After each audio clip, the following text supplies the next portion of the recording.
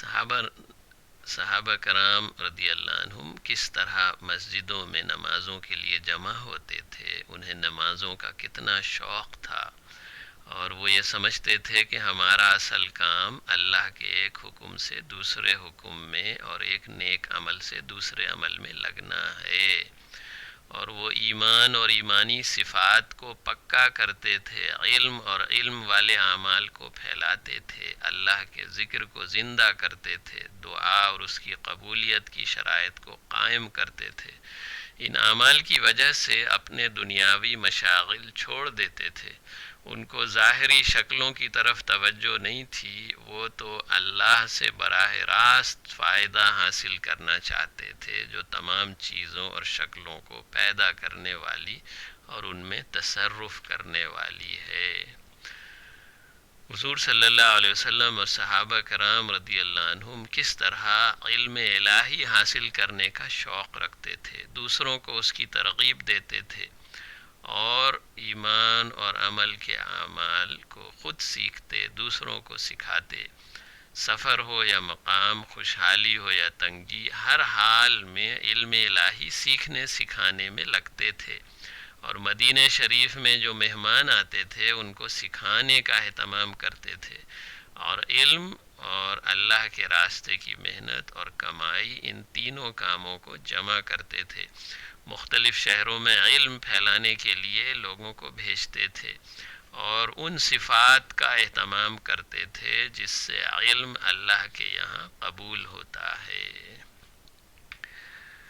صحابہ رضی اللہ عنہم کو اللہ کے ذکر کا کتنا شوق تھا، کس طرح صبح و شام، دن اور رات، سفر اور مقام میں ذکر کی پابندی کرتے تھے، دوسروں کو اس کا شوق دلاتے تھے۔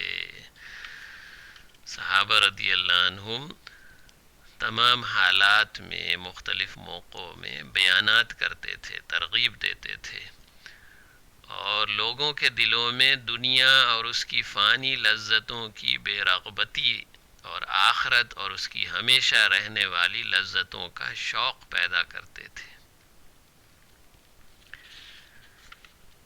اور صحابہ رضی اللہ عنہم سفر میں اور مقام میں لوگوں کو واعظ و نصیحت کرتے تھے، اور دنیا کی ظاہری چیزوں اور لذتوں سے نظر ہٹا کے آخرت کی نعمتوں اور لذتوں کی طرف پھیر لیتے تھے، اور اللہ تعالیٰ سے اس طرح ڈراتے تھے کہ آنکھوں سے آنسو نکل آتے اور دل ڈرنے لگ جاتے، جیسے کہ آخرت ان کے سامنے کھلی ہوئی حقیقت تھی، اور حشر کے حالات ان کی آنکھوں کے سامنے ہر وقت رہتے تھے۔ وہ لوگوں کو آسمانوں اور زمین کے پیدا کرنے والے کی طرف متوجہ کرتے۔ جب نبی صلی اللہ علیہ وسلم اور صحابہ کرام رضی اللہ عنہم نے مادی اسباب کو چھوڑ دیا اور روحانی اسباب کو مضبوطی سے پکڑ لیا، اور ان کو دنیا کی قوموں کی ہدایت اور ان کو دعوت دینے کا فکر تھا، اور وہ حضور صلی اللہ علیہ وسلم کے اخلاق اور عادات کے ساتھ متصف ہو گئے، تو ان کو کس طرح ہر وقت غیبی تائید حاصل ہوتی تھی، یعنی صحابہ رضی اللہ عنہم کے ساتھ غیبی مدد کے واقعات۔ تو حیات الصحابہ میں بہت سارے قصے، واقعات، کرامات ہیں، صرف اس کی صرف اس کی ایک ٹائٹل اور اس کی صرف نام دیکھ لینا، اس سے اندازہ ہو جاتا ہے کہ صحابہ رضی اللہ عنہم کی قبروں سے مشک کی خوشبو کا آنا، اور مرنے کے بعد صحابہ رضی اللہ عنہم کے جسم کی حفاظت، اور درندوں کا صحابہ رضی اللہ عنہم کے تابع ہونا اور ان سے باتیں کرنا، اور صحابہ رضی اللہ عنہم کے لیے دریاؤں اور سمندروں کا مسخر ہو جانا، اور ان کے لیے روشنی کا چمکنا اور بادلوں کا سایہ کرنا اور ان کی دعاؤں سے بارش ہو جانا، اور صحابہ رضی اللہ عنہم کے پھلوں اور غلوں میں برکت، اور ان کے دودھ اور گھی میں برکت اور گوشت میں برکت، اور غیب سے روزی ملنا، مال میں برکت، اور تکلیفوں اور بیماریوں کا دور ہو جانا، اور زہر کے اثر کا دور ہو جانا، اور گرمی سردی کا اثر نہ کرنا، اور بڑھاپے کے اثر کا چلا جانا۔ تو طرح طرح کے ان کے ساتھ جو کرامات اور اللہ کی غیبی مددیں آئیں، تو وہ کون سے اسباب تھے اور صفات تھیں جس سے غیبی مددیں آیا کرتی تھیں؟ ناگواریوں اور سختیوں کو برداشت کرنا، ظاہر کے خلاف اللہ کے حکم کو پورا کرنا، اللہ پر توکل کرنا،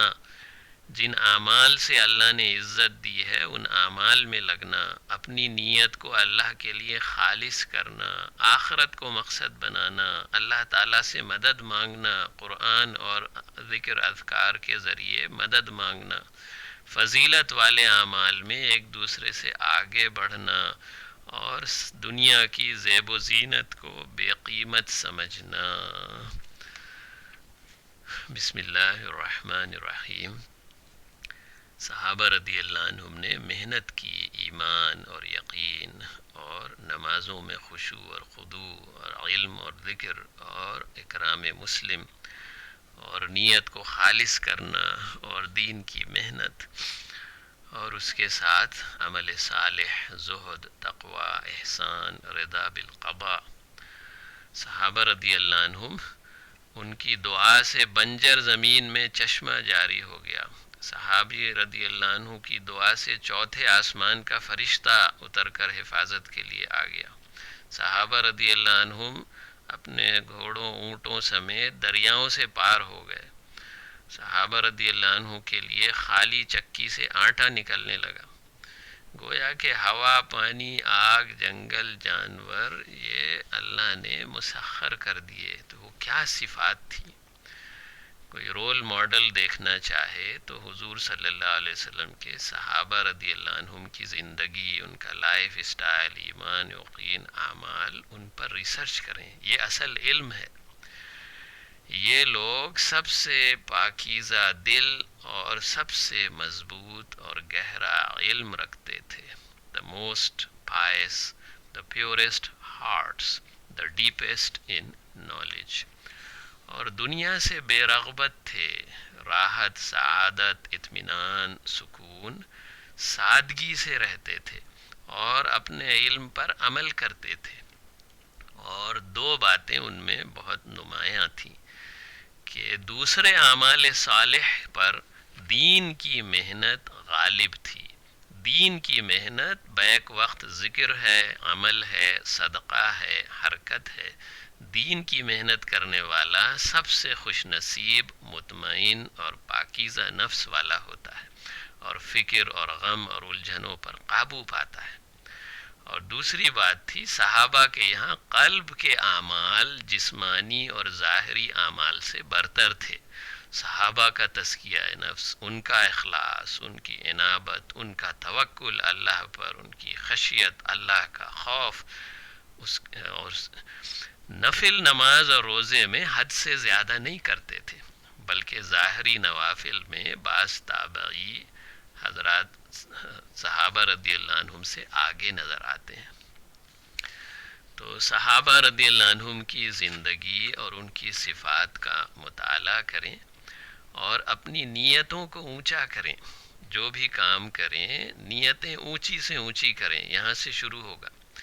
کہ ہم یہ عمل اللہ کی رضا کے لیے کر رہے ہیں، اور حضور صلی اللہ علیہ وسلم نے بھی یہ عمل کیا ہے۔ ہم سنت کی اتباع میں یہ عمل کر رہے ہیں،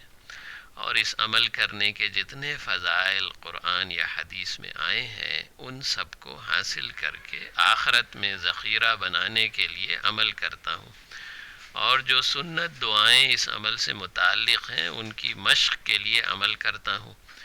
اور دین کے جس شعبے، عقائد، عبادات، معاملات، معاشرت یا اخلاق سے متعلق یہ عمل ہے اس میں اللہ کا حکم اور نبی صلی اللہ علیہ وسلم کا طریقہ زندہ کرنے کی نیت سے عمل کرتا ہوں، اور اس عمل میں گناہ اور لایعنی فضول چیزوں سے بچنے کی نیت کرتا ہوں، اور اپنی اصلاح کاملہ، اعمال اور اخلاق کی درستگی کی نیت کریں، اور اللہ کی ذات اور صفات اور قدرت کا کامل یقین پانے کی نیت کریں، اور اللہ کے حکم و نبی صلی اللہ علیہ وسلم کے طریقوں میں 100% کامیابی کا یقین بنانے کی نیت کریں، اور نبی صلی اللہ علیہ وسلم کی نیابت اور امت کی فکر سیکھنے کی نیت کریں، اور امر بالمعروف اور نہی عن المنکر کے آداب اور حکمت سیکھنے کی نیت کریں،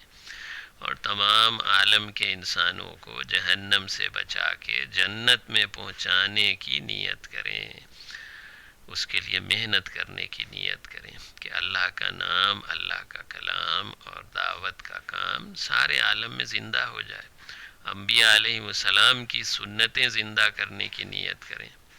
خود کو نااہل سمجھ کر اہل افراد کو تلاش کرنے کی نیت کریں، اور اعمال صالح پر دوام یعنی دعوت، خدمت، عبادت، تعلیم، ان اعمال پر استقامت حاصل کرنے کی نیت کریں، اور مکمل دین یعنی عقائد، عبادات، معاملات، معاشرت اور اخلاق سارے عالم میں قیامت تک زندہ کرنے کی نیت کریں، اور طلب علم، اس کے فضائل اور مسائل سیکھنے کی نیت کریں، اور ان صفات کو سیکھنے کے لیے اللہ کے راستے میں یعنی تبلیغ کی محنت میں لگیں، اور گھروں میں فضائل کی تعلیم ہو، اور کسی بزرگ اللہ والے سے اپنی اصلاح اور تزکیہ نفس کے بارے میں مشورہ کریں، اپنا نظام الاوقات بنائیں اور دین کی محنت کے لیے وقت لگائیں۔ اللہ تعالی ہمیں آپ کو، تمام امت کو بہترین زندگی کا طریقہ، سلیقہ سیکھنے اور عمل کرنے کی توفیق عطا فرمائے۔